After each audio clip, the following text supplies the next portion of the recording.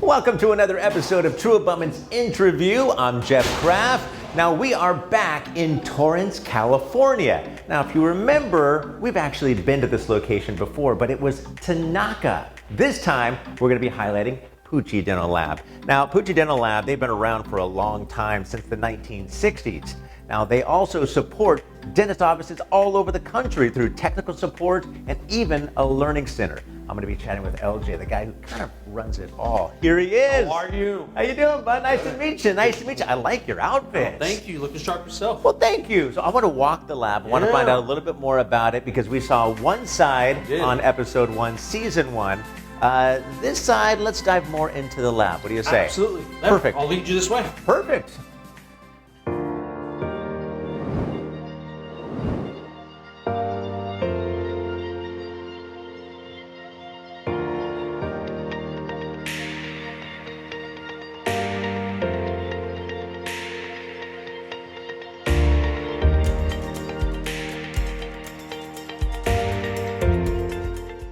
LJ, what are we stopping into here first? So this is our main office here. So everything that goes on in here, from billing on this side over here, we have technical support teams lined up here, and then we have our quality control room, our final quality control, one of many stops that really QCs the product that's going out, that it's done to the doctor's specification, and that it meets the criteria and overall quality of our laboratory. We pride ourselves on two main things: quality of our product and customer service, which is why we depend so heavily on our technical support team. Yeah, perfect, perfect. You know, in episode 1, season 1, I mean, you guys were one of the very first episodes that we had with True Abundance InTRUview. We really highlighted the technical side, the digital side with Tanaka. Now, I want you to understand or explain to me, because I don't really understand, Puche and Tanaka. How does that relationship come together? Yeah, so Puche was known primarily as a removable dental laboratory in Torrance, and Tanaka came from a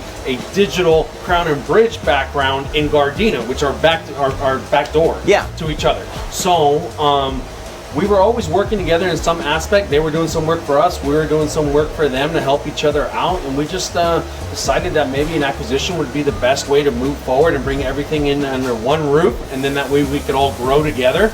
With the digital technical background from Tanaka, the removable digital background from us, and traditional workflow from us, and see if we can make this all work together. Perfectly complement each other. Absolutely. It works out great. That works out great. Now, looks like this is a working lab. We're really butting into what you guys got going on. This is incredible. Explain to me what we've got going on here. Everything here is all lined up, different departments and different layers. So if you're here, we have our night guard division here lined up. Inside here, we do everything digital here. So this is our removable digital department. Okay. Now your background, obviously, your dad is an owner, your family. This is a deep-rooted company with your family. It dates back when? How long ago? 1969. Oh my goodness. So my great uncle started it in '69. Had a passion for artistry and found himself making teeth. Okay. From there, my father came over from Argentina, found himself working and asking for a job for his uncle, and his uncle gave him a job, and I came along in '85, and in '87 my father said, I better get serious about life. I got a kid I gotta raise, and took it over from my uncle. Bought my own, and from there, 7 accounts, small little shop, him and 2 other people, to what it is now, about 60 employees total. Oh my goodness. And account-wise, much larger than 7, let's say. Oh, absolutely, absolutely. And so 60 employees, what's the culture like? What's it, explain to me, when people come to work every day, what do they say? It's like, I enjoy coming to work because of what? It's a team-driven environment, and it's an educational environment too. What I mean by team-driven is that everyone depends a little bit upon the previous person who worked on the case to make sure that case is successful for the doctor and the patient, right? The end result here is what I always keep in mind, is that these pans here, although they just look like a number and a mold, this is someone's mouth. Yeah. This is going to be in someone's mouth forever. Right. They're going to be able to change the way they smile, so personality could change. They could their entire way of life could change with a smile. Their story, absolutely. It does. It starts with a smile. It does. That's a lot of pressure, though. It is, But I also like to keep reminding our employees of that, so that they keep that in mind when they're hustling and bustling throughout the day. They got to keep in mind that this is someone's smile here. I love that. I this love is someone that. how they get to eat every day, how they get to chew on food, how they feel about themselves. Really depends on their smile. Yeah, it really does. So they put a strong emphasis on that, and take pride in what we do. That's another thing that we really emphasize. Take pride in the work that you do and feel proud of what you're doing every day. Got it. Yeah. We have our plaster area here where we're mounting and reshaping the molds, getting pour-ups done to our quality control station to make sure that we're following the instructions of the doctor and that we're pushing these cases where they need to go to the right technician. So there's one person in charge that really pushes it and distributes the workflow to make sure that it's being done by the proper people. And that person is my father still. You get your brother's It is. He still does that. That's his little bread and butter right there. And every morning he comes in here and he says, all right, this has got to be done by this person, that person. These people know how to do this stuff. So he really gets a kick out of that. He also works on these big cases that we're working with you with true abutment on, with these multi-unit abutment cases for final restorations with a bar and an overdenture in there. So he works exclusively with true abutment, not exclusively, but the majority of the time that he spends is designing these bars and working with true abutment on the multi-unit abutments that we need to make sure that we have successful restoration. And he's doing about 3 bars a week right now. Got it. So doing quite a bit. Yeah, definitely. All right, well, they're working here. Yeah, let's work in here. Let's go. We go this way? Yeah, we'll go this way. So here, we're upstairs. This is our 3D printing room in the area here. Before on episode 1, we had 2 of the small guys here, right? So we have 2 of these guys here. Yes. And they were enough for the production that we were doing at that time. Okay.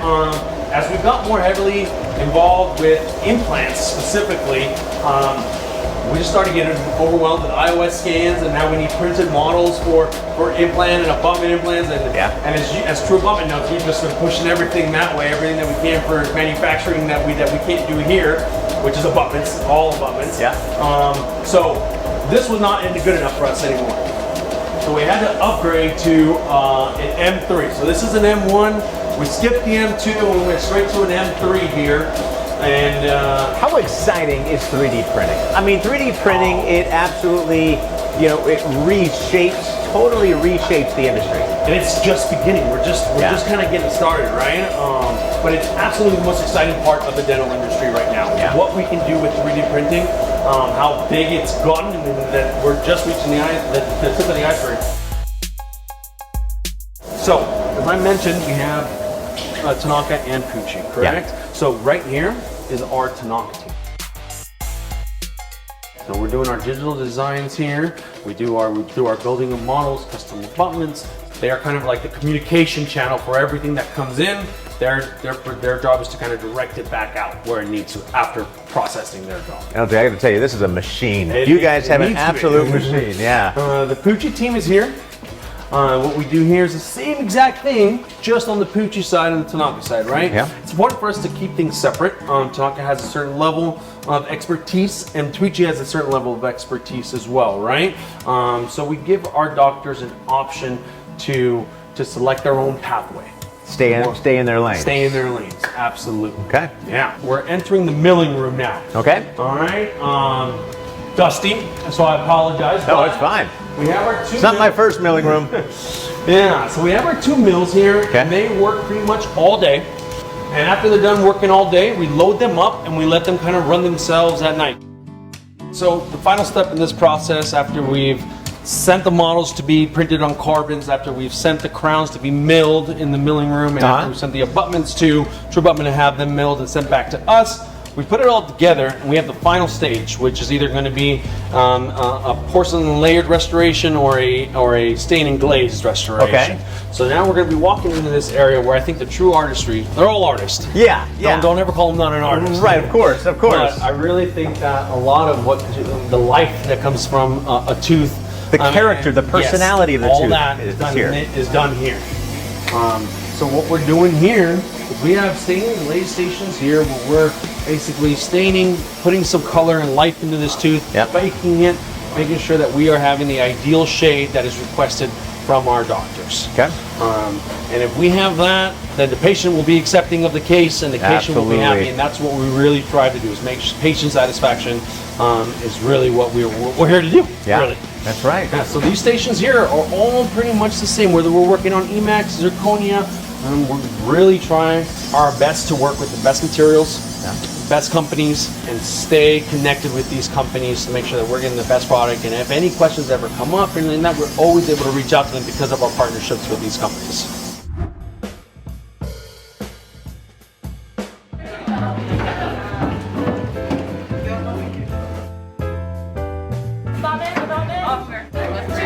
Oh, OMG. 1, 2, 3.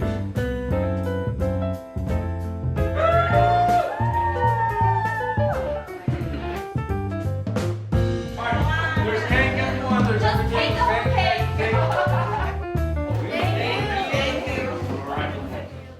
Jay, I got to tell you, man, it's been a lot of fun talking to you about the office, how you got into the industry a little bit, the history of, Puche. It's really exciting. Thanks for sharing it. Oh, absolutely. Thank you for coming by. But, I would like it not to end here. I've done a little bit of research on you, and I know a little bit of secret about you.